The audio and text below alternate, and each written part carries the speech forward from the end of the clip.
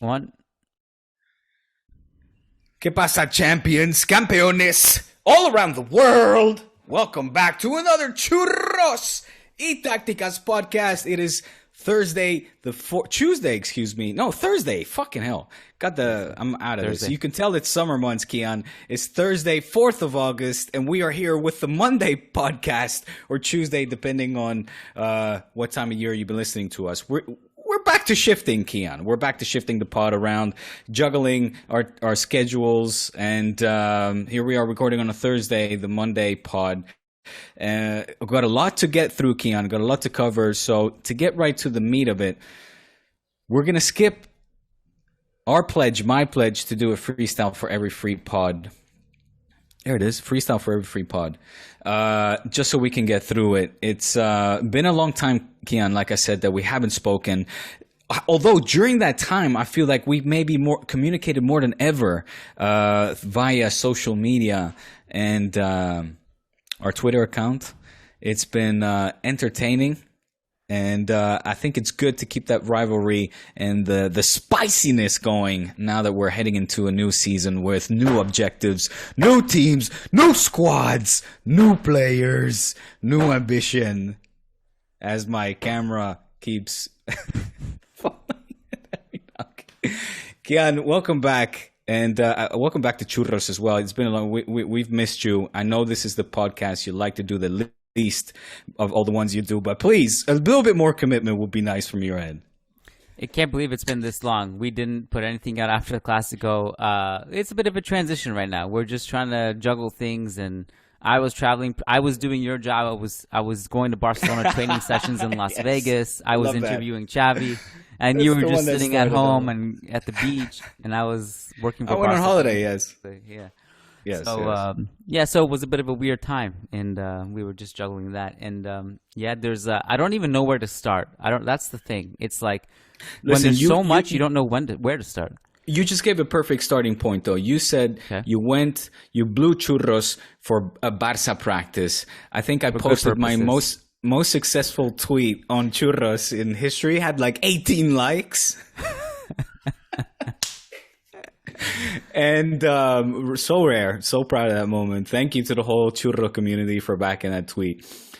And so let's start there. What impressions did you take away from this very young, dynamic squad being built under Xavi Hernandez pre-Clásico? That we ended up kicking your ass, like I said. I agreed with Rafinha. 1-0? 1-0 is the kick in the ass these days, huh? We're just winning. We're just winning. Yeah. We're just getting warmed up. Okay. Now winning is important no matter what the score. Hey, look, I put it out there. Winning, regardless of how you win, is important. Xavi is now 2-1 in Clásicos. You know, the Xavi reign has started. Let's count the ones that matter. 0-1. No, don't cherry pick. It's overall balance. Anyway, please, continue. You're the type of person who's going to like count this in preseason. Like 10 years from now, you're going to be like, no, we had that win too in Vegas. No one cares. Vegas, baby, Vegas. I want to know all about Vegas. Go. Vegas is a different world, man. It's a different world. It's you got to have a particular lifestyle to do it. And even if you do, I just find like I don't know how people do it like more than a weekend, you know? It's crazy life. Imagine living there. I know people who live. My cousin literally lives on the Strip. He lives on the Strip. Oh my God, and that sounds awful. I just don't know. I mean, look, the food is good, but you gotta have a lot of money to enjoy the food. Yeah, because if you wanna it's expensive. if you don't have money, then you're eating McDonald's and going to the drugstore to get a pack of peppermints. But I would be so fat in the U.S. If you have money. And you have money and you can afford it, then the food is great. You can have some of the best restaurants in the world. Yeah, but Vegas is like American good or good, like worldly no, good, like good cuisine. Like there's a lot of good cuisine there. But there's some good food there. Yeah. Okay. But anyways, so that's Vegas. I'll tell you my story. I actually don't think I've actually said this story publicly ever. So, I got an email on Friday morning. The Clásico was on Saturday. I got an email saying, hey, Barca training session tonight at Cashman Field which you have to take an Uber to. It's not walking distance. At 7 p.m. or whatever it was, 15 minutes open door session. And I was like, fuck it, let's go. And so I went. I was like, "What? Awesome. Like, it's a good. Why not? Like, it's an awesome opportunity. Life is short, right? Totally go. Yeah, of like, course. what am I gonna do? Like, go play some. Go and record churros. Like, go record churros. I was doing reporting for churros, so I showed up, and I kid you not, I suppose I don't really care. Like, I don't really work for anyone who I can get in trouble with this. But it was just a funny situation because I showed up, and you can just do the listening. You don't have to do any talking at this point. But I showed up. And they were surprised to see me because I was the only non-Barcelona person there. Like, everyone there was from Catalonia, working for Catalonia radio stations or working for Barcelona. And I showed up and they're like, well, what are you covering? And I was like, just scouting. I think I literally said, I'm scouting. Scouting report. And you're like, hey, listen, I'm a closet. Okay, you gotta let me in here, man. And the Barca PR I'm the spy guy on the other side. Fantastic person, by the way, really nice guy. Who was it? I don't want to say his name, I guess, but I just want to make sure you say it right. If you do say it. Oh well, you know who it is. You've already corrected me on the pronunciation. But I told him, and he kept on like asking questions, and he's like, okay. He gave me a pass, and he said, I think in his words, his exact words, though I think there was a language barrier. In his exact words, he says, "Please be okay." Like, please I like don't. That. I don't know what okay. I don't know what that means or necessarily, because I don't know if he thought maybe I was going to like streak on the field and be inappropriate. Because I literally just he looked sat at there. you. He was like, "This guy is better." He just be sure you're okay. Okay. Yeah, so just be cool. Be cool is what he said, basically. So I went in. I spoke to someone who was working for RAC. RAC, yeah. RAC. Okay, I didn't want to say it because you're gonna be like, no, it's. No, man. Jeez. So I met someone there, spoke to that person, and then I saw one of your friends. Who? Do you remember who? The person who was working? No, I don't remember the name. For RAC? No. And then I mean, you're around, like you would have been surrounded with some very, legendary local sportcasters. Yeah, it's very possible that these guys were very big people, and I didn't like big in the sense of their brand or whatever. RAC is massive. And I didn't know who they were. So that happens often, I find, and I always love playing this game because sometimes I even go into like this situation, like knowing that this person might be like big wherever they come from, and I just like, and I'm just like, oh, what's your name? Oh, okay, cool, never heard of you.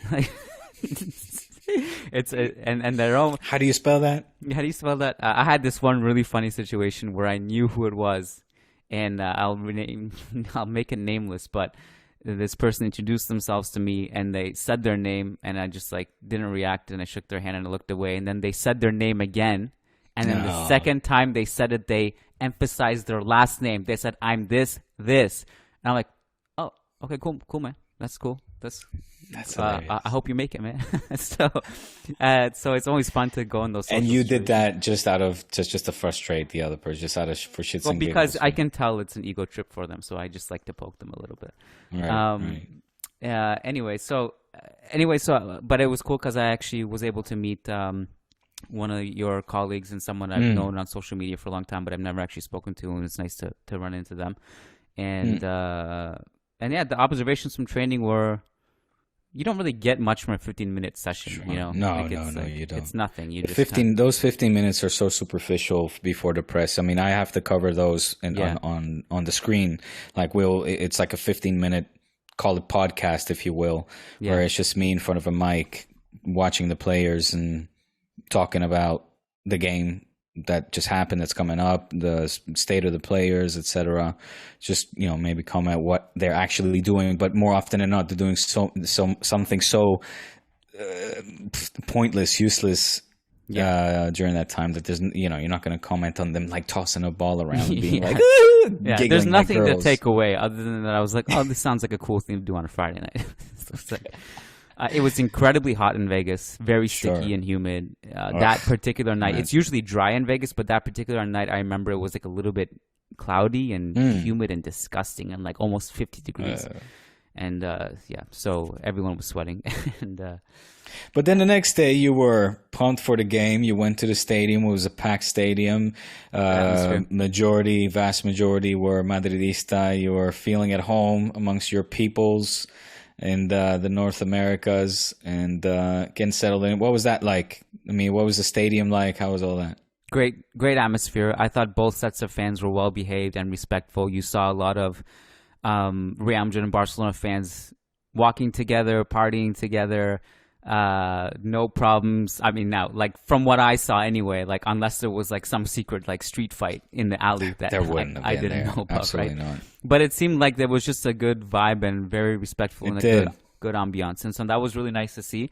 And the atmosphere itself was nice. They packed it, and the stadium. Yeah, the stadium was very cool too. Nice. Yeah. I like the board and some of the people of the board and Belletti and Pedri's dad went to the Las Vegas Peña. Shout out to the Peña if they listen to this pod, because you guys, excuse me, you guys tore the house down. It was like a massive party, such a good vibe, so passionate, like singing the Barça anthem. They came out in like Fast and Furious race cars that had all Barça branding and coloring. It was insane. Like with the rims that were lighting up, just Barça covered, super awesome cars, these race cars. And then in the Peña itself, it was a really cool atmosphere. I think everybody was really surprised and happy to see and meet Pedri's dad, who looked like, no disrespect whatsoever. I love my Mexican people, but he looked like, just a jolly Mexican guy. He had like this Canarian tan, wearing this green polo. And obviously, very jolly, let's say, chubby in the tummy. Just a really nice, friendly guy. And but he sort of his presence went lost in the beginning until the speeches of one of the directors, and they were like, we're really happy to have ¿cómo se llama? Is it Gonzalo? I forget it. Anyway, we're happy to have Pedri's dad with us. And afterwards, everyone was like, oh, like just taking pictures. And he was, it was a star. He was a star. Him and Belletti were the stars of that whole meeting. Actually, and Yuste gave like a Braveheart speech. He was like, we're back, baby. We're building something amazing. Everyone was just like, yeah.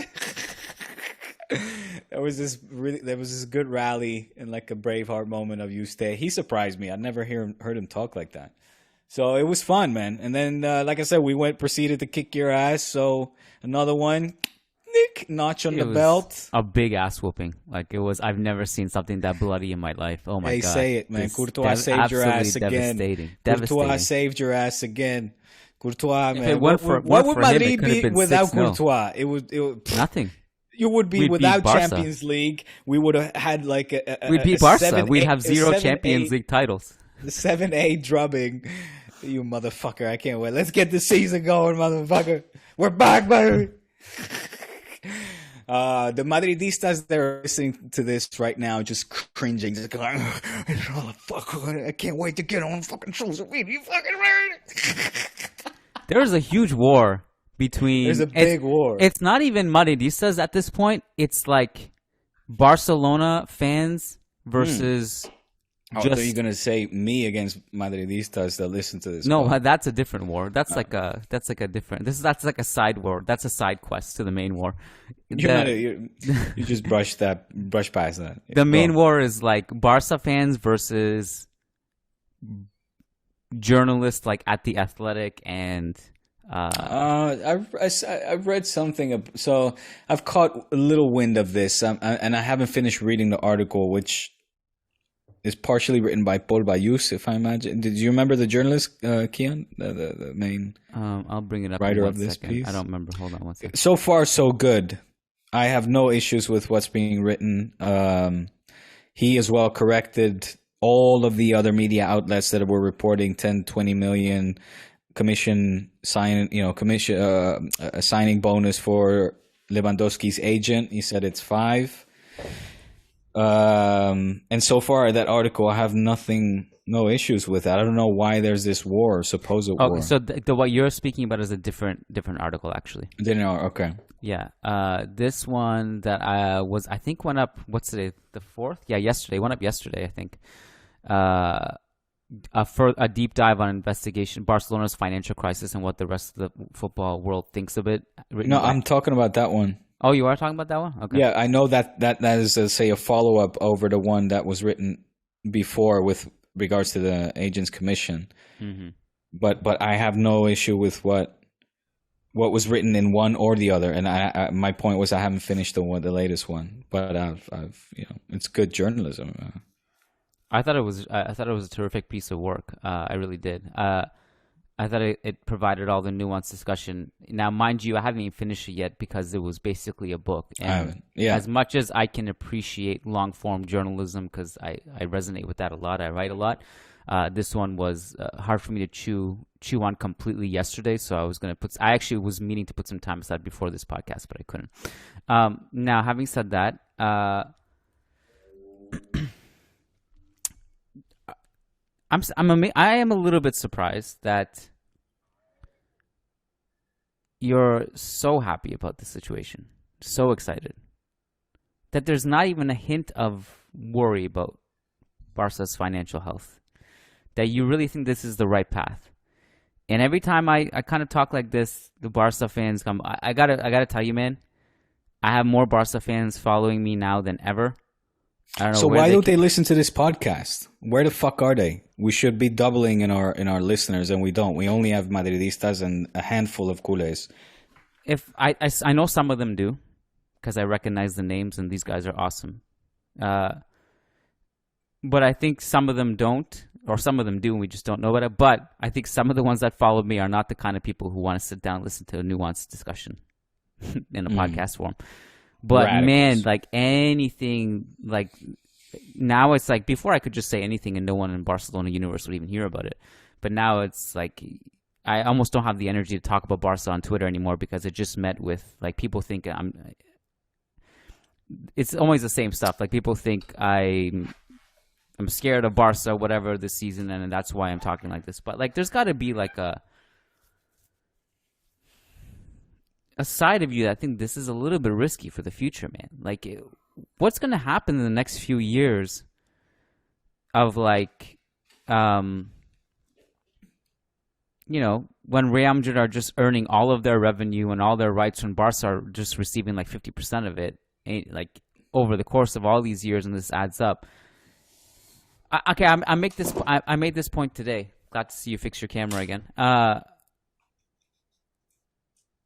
This whole debate about like Barca needed to do this because if they don't do this, they're not relevant, they're not good, they're not going to qualify for the Champions League. Are we watching the same Barca team of that Xavi took over? Didn't every Barca fan say last season that you guys have a good team when Xavi took over? After the Clásico, you guys were all saying like you were back and stuff. You really don't think this was a good team if you just played it easy in the transfer market and not risk all these things in a dire financial situation? Me personally or the general culé? We'll start with you personally because I don't know, I guess maybe you can't speak for the rest of them, but let me first ask a question, all right, as a rebuttal. What was the percentage of the TV sales that Madrid sold of their television rights? In 2006, 100%, but 100% of them. But right. That was different because they didn't lose. They didn't lose any. They literally bought the whole package, the 100%. They sold it without any interest on it and paying long-term consequences for it. And what does that mean? Break that down for me. It means that Barca are the difference is that Barca didn't sell all of it, but they're also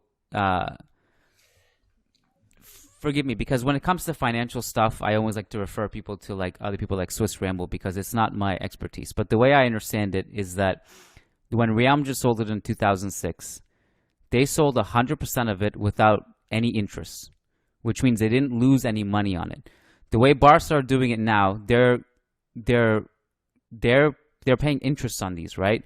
So not only on it's not just the TV rights, but also all these financial levers. They're paying interest. They're taking out loans. It's like taking out credit cards to pay off other credit cards. There's long-term consequences on all this stuff.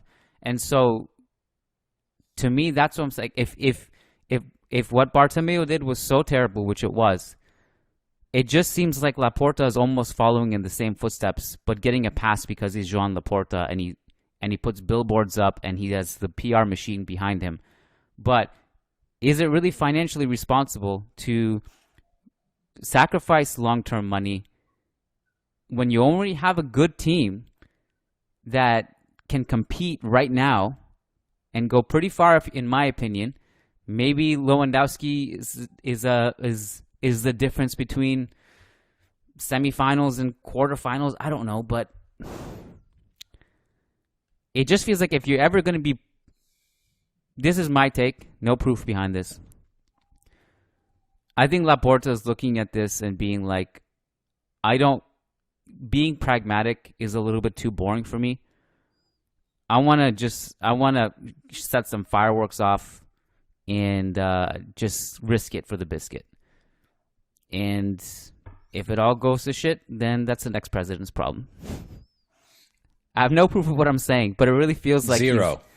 He's gambling away the future for this. Well, look, I've taken my time now to listen to what you had to say. I asked you, I think, a very valid question regarding Madrid not selling off 12, 15, 25% of their TV rights, but 100%.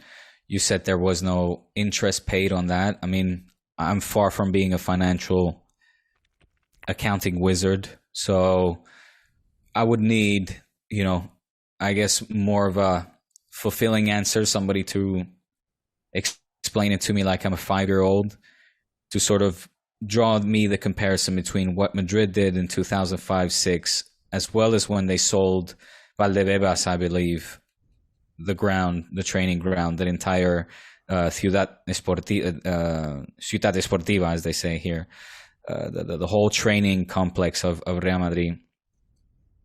They sold off 100% of that, and they had their own financial levers in those days to also make all those massive acquisitions that they did. Laporta now, the way I see it, and this is what really bothers me, and I don't know why I said, I'm going to digress quickly. I'll come back to the main point, but this is what bothers me, because for whatever I say as of now until the end, I will then get all of these Madridistas that'll say the pod has gone downhill ever since Barça or Diego joined Barça. This fanatic culé, he only sees things from this perspective. Do you get what I'm saying, Kiyan? Like I feel like whatever I say right now, even if I try to approach it rationally, from an unbiased perspective, just simply a person that is now, in this case, comparing two situations, that what Madrid did and that what Laporta is doing now. Like, for me, that should resonate with people, and instead of me feeling like a backlash of it and saying, oh, he's just Laporta's puppet and saying whatever he has to say because he's working for Barça. You know very well that I'm very genuine when I come on this podcast. When I come on this podcast, I take my jersey off, or my badge, let's say, off, and I frame it right here, and it's behind me because that's the culé inside of me, but I'm not a puppet of nobody. I wasn't when I was working at Barça when Bartomeu was there, and I'm certainly not doing that now that Laporta is there. I come here to give my honest take. You can agree with me or disagree with me, but whatever I say is my own opinion.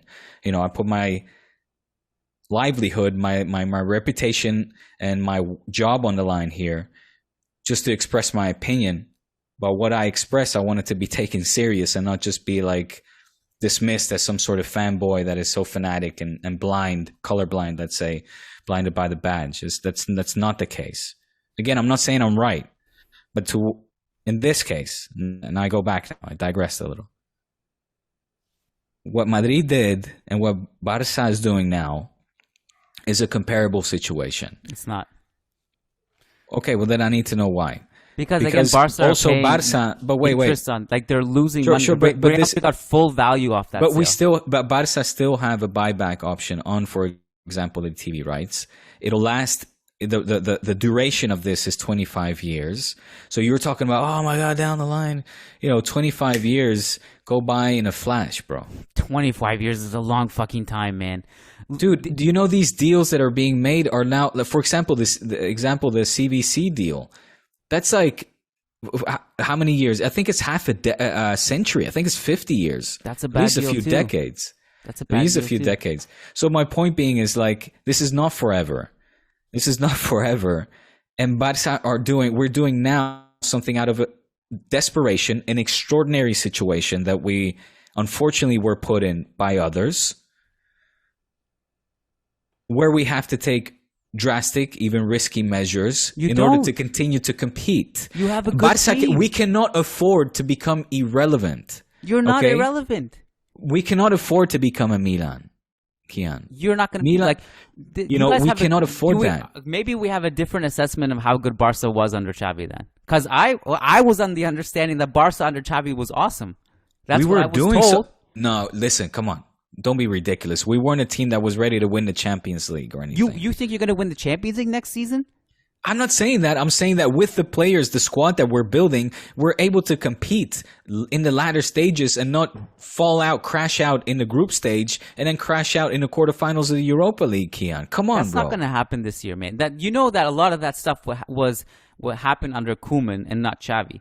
Yes. Okay, you crash out of the Europa League under Xavi. We have not lifted a Champions League trophy since 2015. We were 8 out of 11 in league titles. We haven't won it since 2019. God damn, I got to stop knocking the table. It's a good sign the podcast is good when the camera gets knocked down. We cannot risk to go droughtless. Droughtless? To have a title drought for any longer, man. And we need to start winning La Liga back, winning the Copa del Rey that all you Madridistas love so very much. We need to start winning that again. And we need to compete and try our very fucking hardest to win or at least be relevant in the Champions League after traumatic after traumatic after traumatic after traumatic after traumatic Champions League exits. We're in a post-Messi phase now where we need to continue to be relevant in order to generate that kind of money that we were during our golden age, not very long time ago. But we can't afford to become a Milan, man. Messi is gone. Xavi is in as coach. We have an incredible crop of very young, talented player that need to be surrounded by the right players, mix of veteran and experienced.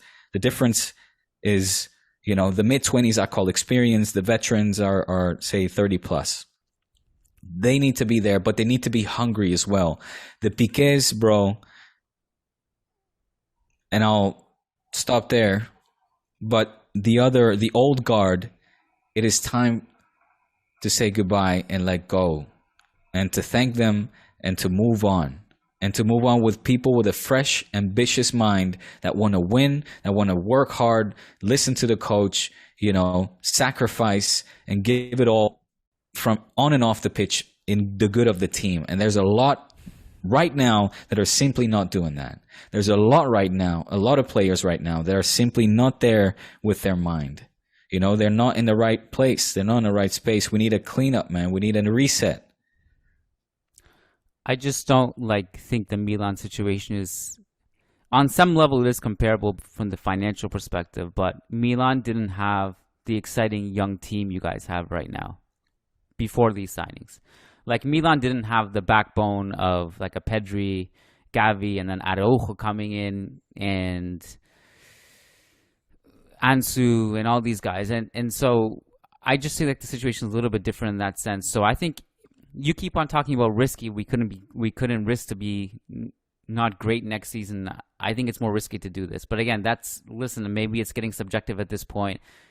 And I understand that Madridistas would have loved to continue to kick our ass. No, you keep saying this is why I'm frustrated, because you guys keep seeing it that way. You think we're saying this because we're scared. I want the league to be strong. If Barca are going to go in, but if we can be the good seconds that you still kind of get the fuck around and bullshit on, but nothing major, like no relegating or no terrible, like you still want us to be somewhat there, but just enough to be like, all right. I feel like Madridistas are scared that we can again just start taking over like we had been for a good part. But this is what drives me nuts, is that this is the main argument of Barca fans. It's the rebuttal is that Real Madrid fans are scared. The reality is we're scared for the league. If the next 25 years Real Madrid are making like double the amount of money that Barcelona are making, like no one's talking about that gap. That the financial gap between Real Madrid and Barcelona in that situation for the next couple decades. Can I say something real quick? Yeah. And I think it's interesting information. I don't think it really supports neither your nor my side of this debate. But who helped broker a large part of these deals for Barça? It was like Florentino Perez. I don't want to say right-hand man, but somebody very close to him. It was actually somebody from Real Madrid. Okay. So, anyways, I mean, we're flying through this podcast, and I think there's a lot of talking points I want to get to before I have to pick up my son. Can I just ask you since you went to the pre-mat to the training and you saw the game live. I didn't listen to Managing Madrid podcast, so I don't know what takeaways you guys took from that match. Not that match, but just what you saw from Xavi's team, put it that way. Because, we had, that was our third friendly, I believe. Mm-hmm. So, few friendlies, some training sessions we had done. What did you think of Rafinha, Lewandowski? Just your impressions, I guess. Yeah. Sure. I want to go back to the topic about financial stuff, but my takeaway. Okay. Sorry, I didn't know. I thought you were done with it. Sorry. No, I wasn't. Okay. Well, let's come back to that question then in a second. Yeah. But with regards to the finances, still. Okay. The report today from Cope. I don't know if you saw that. Did you see that? No. Actually, it was yesterday. Laporta initially said that he hoped that he wouldn't have to activate the third lever, and he could do with just the two. But now there's a report that there may need to be a fourth, and that once La Liga did the audit, they found that Barca were like 150 million short, and they can't register the new players yet. Just wanted to know if you have any insight on that. No, none whatsoever. I saw that in passing. Definitely stood out to me. Definitely not something, those headlines, you don't want to see them. I haven't delved into that. I absolutely have nothing to share with regard to it neither. Okay. Okay. Yeah, that was the main thing I wanted to, just before we jumped off the topic, is because that I think it was 25% of Barça Studios, which is the company I work for, and that directly is related and affected to me, that had been sold off. Yeah. You know that. Mm-hmm. To socios.com, an NFT company. Yeah. You knew that. I think so. I mean, maybe. I don't know if I remember the details, but yeah. I mean, I'm just saying that that would have been the third lever. Yeah. So I don't know. I mean, I will. Tomorrow is Lewandowski's presentation at the Camp Nou, and I don't know if you. I'm somewhat digressing here, but you can bring it back to financials if you want. But there's the 50,000 culés will pack the stadium. I have the absolute honor to be sitting pitch side on a little studio at the Camp Nou, and to give you guys the play-by-play. Come check me out on YouTube. Live? Yeah, live, nice. Baby. All right, do that for sure. YouTube and Barca TV Plus. But just to say all this, like, so, it's the customary thing, juggling on the ball. Unfortunately, the interview has been canceled. I don't know, the last few times now we're getting our interviews canceled with the new players when I used to have the pleasure to talk to them. And I don't know why that is. I don't like it. I hope we can go back to interviews. We're over COVID, guys. They can sit down and talk to us again. Anyway, but all this to say that there will be a press conference. And, often, or in the press conferences with Dembélé and Rafinha, a lot of the questions were aimed at Laporta. The Koundé one, I was off on holiday, so I actually didn't follow it. But I imagine with Lewandowski being presented, a lot of the questions will be for both him and Laporta. I would imagine that Mateo Alemany and Joan Laporta will be asked about this COPE report, because the COPE reporter is a colleague, and she will most certainly be asking that question. Okay. Yeah. That's exciting. Yeah. We'll see what he Condis, says. I'm sure I have his answer. Do you know Elena? Maybe you know Elena Condis. Attractive girl. Blonde girl. Elena from COPE. You hang out in those Zoom calls. I know you're creeping. What? I don't know what you think happens in these Zoom calls, man. But it's not Kiyan in the Zoom. Kiyan in the famous Zoom calls. It's possible that I've seen her, but I certainly don't pay attention to any of this stuff that you seem to. Okay, so I'm sure Laporta will have his answer ready for that today, and he'll just script it tomorrow. But so I don't know what we'll actually find out. But look, it's interesting. Look, I suppose here's what we ultimately disagree on. I'll make a couple more points. My camera's not getting back, Kiyan. I'm sorry. This is not on purpose. We do disagree on the risk factor. You think it's riskier to be more pragmatic. I think it's riskier to do what you're doing now. Okay, we disagree. That's fine. I don't think we're going to convince each other of otherwise, and we'll see what happens if Barcelona basically fold because, God forbid, something happens to one of these players and the season doesn't go according to plan, and then you have no money in the future. We're very deep right now. Okay, well, either way, we'll see. And we're stacked. Come on, analyze our team. It's a good team. I don't think the argument is about whether you guys are good or not. I don't think anyone's debating that. I don't think there is anyone there's no debate that I've seen. It's like, is Barca good? I mean, the consensus is that it's a good team. So you just have to hope that everything goes your way in the next year or two, and it was worth it.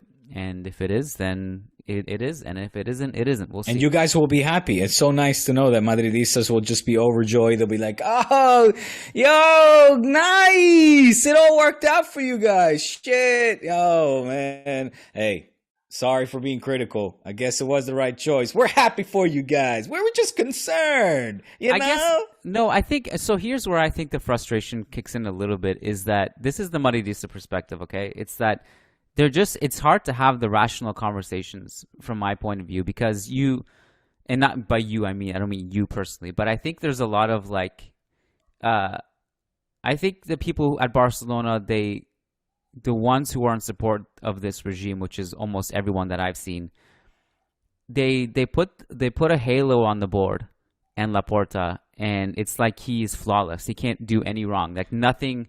Like, dude, God forbid Frankie de Jong or Martin let me finish. God forbid Frankie de Jong or Martin Braithwaite have a point in what their stance is. So now you're bringing up other shit. Okay. No, it's all intertwined. I mean, and like because we know your stance on the whole Frankie thing. I haven't talked to you about Braithwaite either, but that's another one. And so like everything is that Laporta's right, Barca's board are right. All these reports, these great investigative analysis from these journalists, it's all bullshit. It's because they hate Barca. It's because they're scared of Barca. It's because Real Madrid fans are scared of Barca. Like, there's no middle ground where it's like, can you wiggle a little bit and come out from the black and white thing? And I think this is something that Real Madrid fans get frustrated with. It's like, it's always been like from what I've seen, we can look at even if down to like simple debates, whether it's like Ronaldo versus Messi or Xavi versus Modric. Recently we did Gavi versus Camavinga. There's always like Can you at least come a little bit to this side? It's always like no. Whereas like we can That's come not over. true. We can come over to listen. We can. Stop. We're okay. So here's my perspective. Stop. I think Real Madrid are generally okay with praising Barcelona for good things. Whereas I think the other side is like there's just so much vitriol and hate that comes from the other side, where it's like no, everything Real Madrid do is bad. Everything That's we do because is you're is in your good. own little bubble, man. I feel the That's exact my same perspective. way. I could be wrong. That's from what I feel the my exact perce- my same way. perception.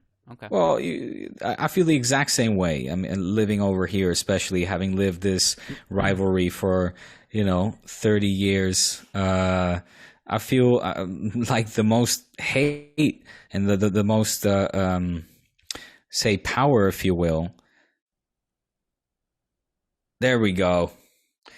Comes from the nation's capital, my friend. Like, I mean, the you talk about manipulation and all of these nice words, fans getting heat. I mean, if you go back historically, in fact, I don't even want to.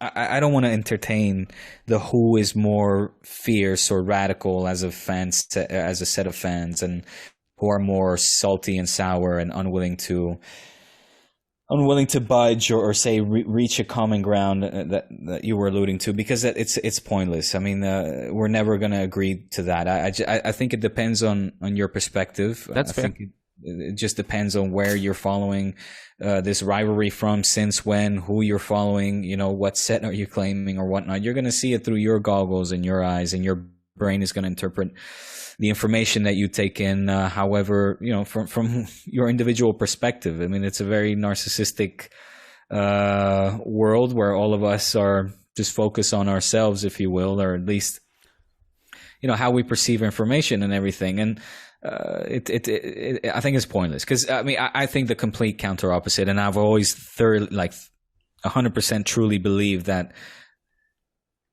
it was more radical, and it has been more radical from Madridistas and the Madrid press and media. My argument against that is that, and I don't think I actually, I agree with you generally speaking. I think it's really depends on where you are on the fence and what your perspective is and what you see day to day and what your own biases are and how you interpret things. And culés probably feel the same way about Madridistas, so that's completely fair. I understand that. My only counter to that is that Real Madrid is not like telling their kids to like actively hate Barcelona in the Juvenil A the way Barcelona do with Real Madrid. That's my only counter to that. I think there's more hate from the other side. It's ingrained. Listen, there's one thing for sure. There's one thing for sure, and let me say this loud and clear. There's no love for the other side. There's definitely no love.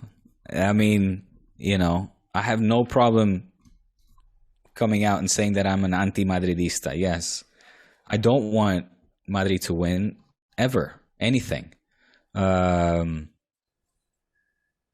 guess that makes me an anti-Madridista. So, and that's a fair thing to have, because I think most Real Madrid fans feel that way about Barcelona. But okay, so this is a different discussion now, because what I've seen in the last few days has not been Real Madrid versus Barcelona fans. It's been Barcelona fans versus the rest of the world.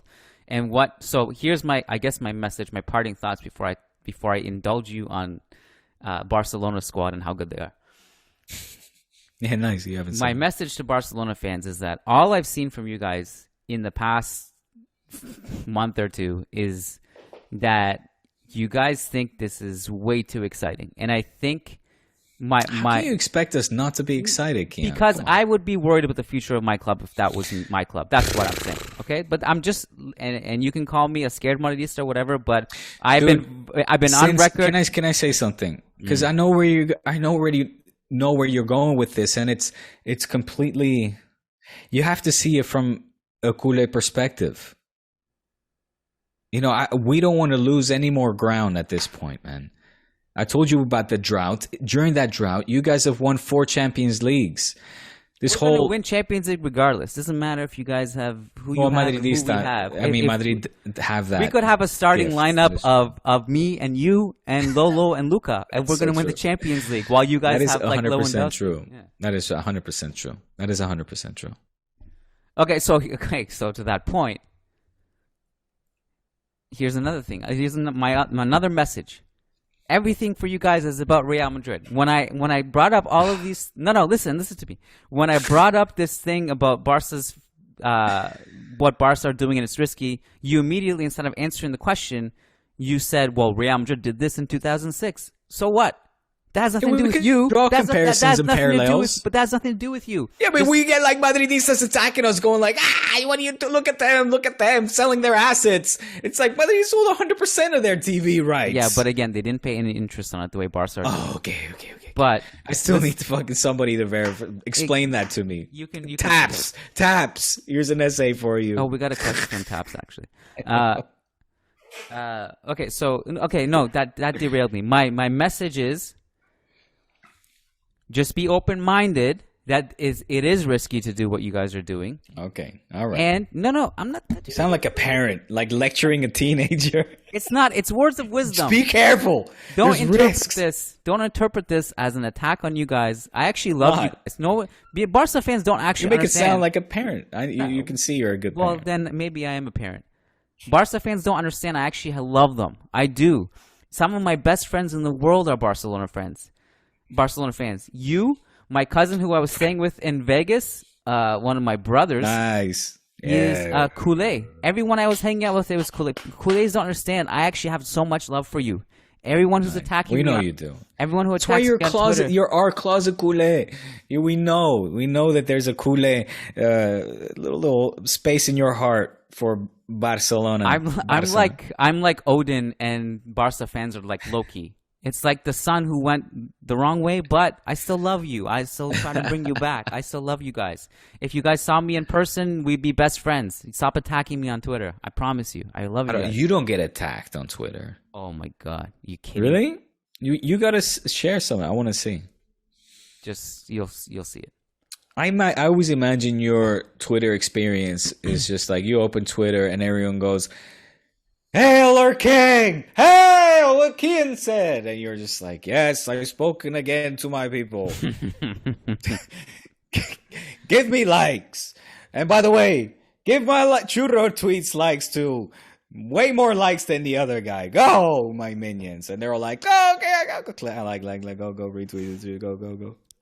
You'd be surprised. Like we get a lot of fans, but I'm sure there's a lot of people who hate us too. There's no question. No, you can't go through it without pleasing everyone. It's not quite just frankly, I don't like want Managing Madrid Podcast. That just must be like an echo chamber of just people like, yeah, we're great. Yeah, sweet season. Yeah, sweet. It was really good. Yeah, good season, right? Yeah, fuck yeah, really good. Okay, and Rodrigo, really good. Nice, good sub. Yeah, scoring 2 goals. Sick. Great. Florentino, great move. Oh, yeah. Nice move by Florin. I feel like I'm watching a TikTok right now of you reenacting Real Madrid fans. This is how I imagine Managing Madrid podcasts are like. It's actually very Vinicius, critical. Balón de Oro next, after Benzema, he gets it. After Benzi, put Balón de Oro for Vinicius for sure. Yeah, of course. It goes Benzema, Vinicius, Courtois, top 3 Ballon d'Or podium. See, for the next 3 years. Oh boy. I don't know. I feel like I didn't finish my thought, and I give up on trying to finish my Sorry, man. I've had enough of these financials. Financial smantials. All right, that's it. That's all I got to say. I'm just going to say you guys have to have a lower expectation for what's about to happen, because it may hit you. Oh, but so you mean off the pitch, as in like we're going to get the smackdown. We're going to wake up. Like the drugs will stop having their effect. The alcohol's gone. We'll wake up with a hangover and be like, shit. The bill is how much? Oh, God. Can somebody help? Oh. I'm not saying that. That is an appropriate reaction, to be honest. It's an appropriate reaction to what might happen. Getting a bill that you don't want to get. Oh, shit. Hey. Can you help? Chip, don't walk away. Hey. Well, the red flag that actually stood out to me in that Athletic article was that going back to it for a second, where he was discussing the whole negotiation with Leeds, and that quote, during negotiations with Leeds over Rafinha, Barcelona's anxiety became apparent. For example, at one point, they wanted Leeds to legally agree the player's transfer in this window, but potentially wait until the next one in January to actually process it and receive the cash for him if it turned out that Barcelona could not register him before deadline day at the start of next month.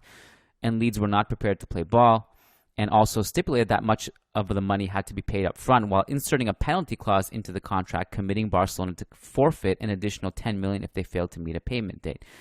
And this paragraph was interesting too. One La Liga club's chief executive, who spoke on the condition of anonymity due to sensitive relations between the two clubs, has told The Athletic that his team would indisputably be injecting penalty clauses into any sales to Barcelona. Such is the concern over the Catalans' long-term ability to pay installments. Red flags, just for me. That's it. And I think Barca fans will just choose to ignore that. Okay.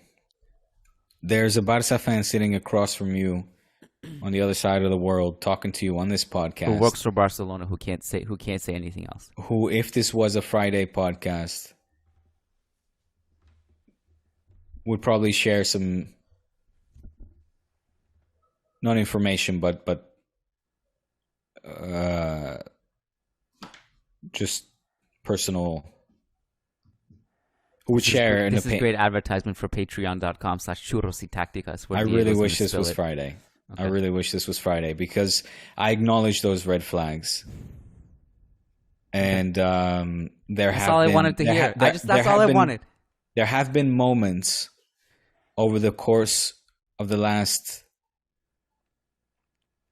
month and a half,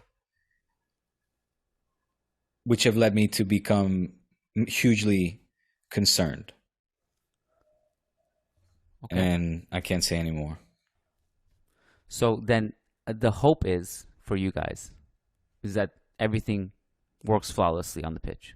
Yeah. That's it. That's it. Okay. Question from Taps. Oh, do you want my thoughts on Barca? I mean, to be quite honest, I egged you on, but there's only so much you can tell from preseason. I don't know. I mean, Lewandowski, it's not like I took away from that Clásico. Oh, Lewandowski is amazing, or Lewandowski is bad, or Lewandowski is this. I know Lewandowski is a great player. What happened in Clásico doesn't really tell me that he's, because he had a quiet game, he's bad, or if he had scored a hat-trick that he's great. So I don't really know what to say about that. And so, to be honest, you know, I only follow Real Madrid in the preseason, and I happen to follow Barca for that one game. And I don't analyze preseason at all, apart from the fact that I have to, and I have to speak about it. So I don't really know what to take. Dude, you just did a fucking podcast with you and going, the 4 things we learned from the preseason. It's content, bro. It's content. It's what the fuck you talking about? So what did you like? What do you think of Rafinha? I mean, the look of this team. You know Koundé, how he plays. You know our midfielders. You know the forwards that are there that have come, the new ones that are coming. I mean, what like? Okay. Xavi can cook something up with this team. Oh, for sure he can. Okay, so I guess there's no point in me grading Lewandowski because we already know he's great. Rafinha, I think, is a good player. A nice goal he scored against us, obviously. Rudiger locked him down anytime he tried to dribble past him. That was nice to see from our perspective. And hey, what did you make of the Araujo-Rudiger battle? Come on, man. That was fantastic. That was great. I loved it. The boy don't know. Rudiger got something else coming if he wants to fuck with Araujo, man. That motherfucker. I don't think either of those guys would back down, and I think it would be fantastic. Demolished Rudiger. What the fuck was it? What was his problem? What? Oh, absolutely. Rudiger would get demolished. What I'm talking about. Oh, okay, like in a theoretical fight, you mean, or you mean what happened in the Clásico? What happened in the Clásico, man? Araujo had his way with him. In what world do you interpret that as a demolishment? What are you talking about, dude? He smacked him around like a bitch. Man. Oh my God. He was nowhere. He was nothing. It was hilarious to watch. It was fantastic. This is what I'm talking about. What is your guys' internal lens to interpret it that way? That's insane. How did you not see? Like, even what was his deal as well? Why was he so chippy, man? He needs to calm down a little bit. Because Vinicius destroyed your team, and then you tried to break his ankles. What are you talking about? Rodrigo's the one ankle. Like, Rodrigo starts pushing everyone and all this shit. Bro, you guys, it's a preseason friendly. Vinicius dribbles past half your team, and then who was it? Busquets who won the challenge? It's Busquets, right? Yeah. Busquets literally, like, if flip it, if that was like Messi and Pepe, Messi dribbles Suarez and Pepe destroys his ankles, what do you think Barca's reaction would be to that? How many times we didn't see that? The Ramos and Pepe combo, please. Well, that's what I mean. And you guys didn't like that, right? Obviously, we don't want our player to get injured in preseason because he tried to dribble past your players. It wasn't a preseason. Sorry, it wasn't an injury. It wasn't. It was nasty, man. No, it was a nasty challenge. It was a nasty challenge. It was a nasty challenge. So appropriate reaction from all of our players. Completely appropriate reaction. But this is your interpretation. Was that Araujo beat Rudiger into the ground, put him in a coffin, and ended his career. I'm not just talking in that scuffle. I mean, throughout the game. I mean, their paths crossed once. I think when Araujo ran down the pitch. I'm gonna in honor of our listeners and to refresh your memory as well. The Churros y Tácticas account will retweet the exact clips and moments that I'm talking about, okay? There was one that I can remember where Araujo ran down the pitch, down the right side. Also that, yeah, that's another one. That was the one, where he brushed aside. Who was it? I don't remember. Just watch the goddamn Twitter. Okay, right. Anyways, bro, I gotta go eat something. It's 9:30. You gotta go pick up your son. It's a long and early day tomorrow. Don't forget to follow me at Diego Lorijn, Lorijn. No, I'm joking. Don't forget to tune in. Be posting some social media stuff of the Lewandowski thing tomorrow. Yes. So yeah, check that out on social media, but go over to YouTube as well if you want to see the whole event. It'll be glorious. Fantastic. 50,000 people. That's doubling what Ronaldinho. When he was presented, that was 25. Cool. It'll be fun. Let's see, man. Look, I just want to say that, I do hear your concerns, and I appreciate that. I want you to know that we're going to be all right. Because if there's one thing as well, if there's one thing that at least Laporta has in his favor is that he has been our most successful president in history. And if that irks or triggers Madridistas to call me, a puppet or whatever it is that they, say on social media, that's just, in my lifetime, that's my opinion.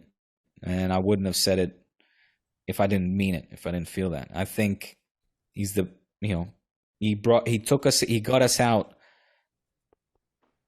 of the misery of the shit that we were in once, and therefore, given his ability to lead and surround himself with people that make tough but important and so far right decisions, and we will see in this case how it'll work out in the long term. I have to trust with that they make those decisions in the interest of in the good of the club with the information that they have at hand. And, let's see. That is not to say that I do not acknowledge the red flags. And again, I would have loved to have shared just an impression or two of mine as to what or why I feel that way as well. All right. Well, if you want to hear Diego's thoughts and impressions, go over to patreon.com/churros y tácticas. And you will get that. Diego, thank you. Thank you, bro. It's been good to talk to you again. Yes. Good to chat again. And no doubt. We'll reconvene some point for patrons this week. Thanks, buddy. Take care. Peace.